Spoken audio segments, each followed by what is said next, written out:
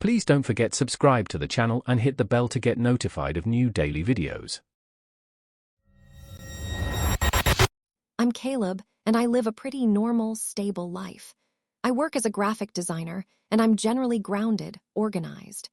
Back in my late 20s, I was living in a small apartment, just starting to get serious about my career.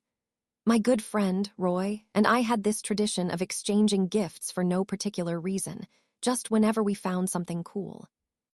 One autumn afternoon, Roy was over. We were just hanging out, playing video games. I remember looking at my bookshelf and seeing this intricate handcrafted wooden puzzle box that Roy had given me a few months prior. It was a really unique piece, dark cherry wood with tricky latches.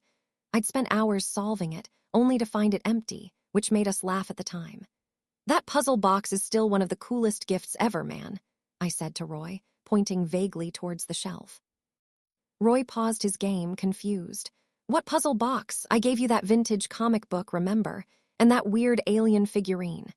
My blood ran cold. "No, the wooden one, the one you said you found at an antique market," I insisted.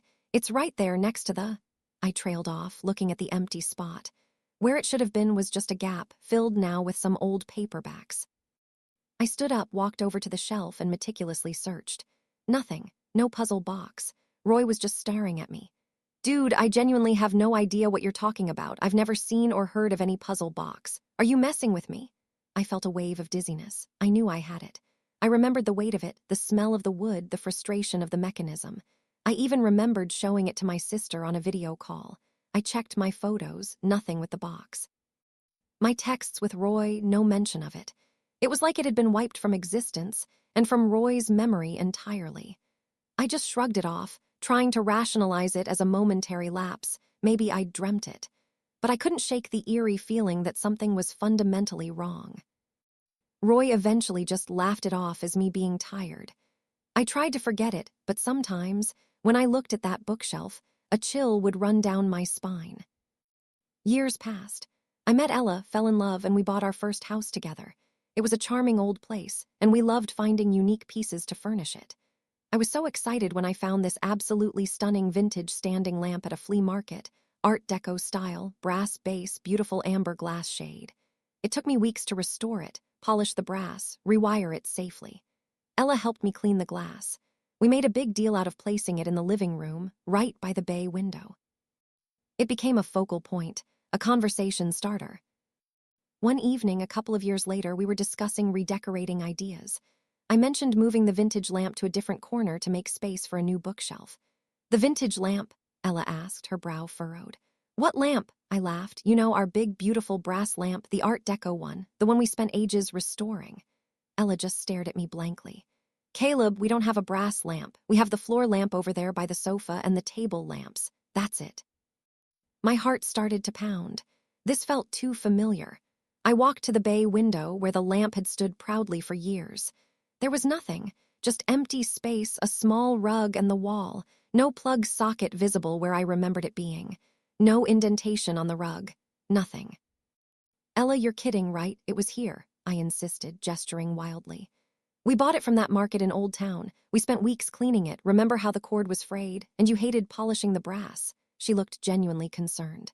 "Caleb, I promise you we have never owned a lamp like that. I would absolutely remember spending weeks on a lamp. Are you feeling okay?" I searched the house frantically.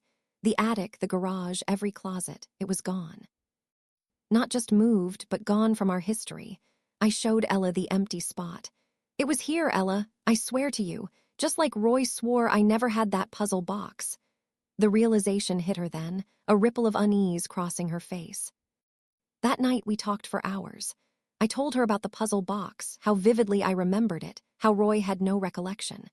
And now, the lamp. It's not just that items disappear, it's that my memory of them, the shared experiences surrounding them, seems to be a solo performance in a reality where they never existed. It leaves me with a cold dread sometimes. What else has shifted? What else have I experienced that simply isn't real for anyone else? I look at that empty spot by the window now, and it's like a wound in my perception of reality. I can still see that beautiful brass glow in my mind, but it's a ghost. It's a terrifying feeling to know your own memories might be untethered from reality. Has anyone else experienced something so undeniably real, only for it to vanish completely. If you enjoyed this video, please hit the thumbs up button to like it. And please do subscribe to support the channel.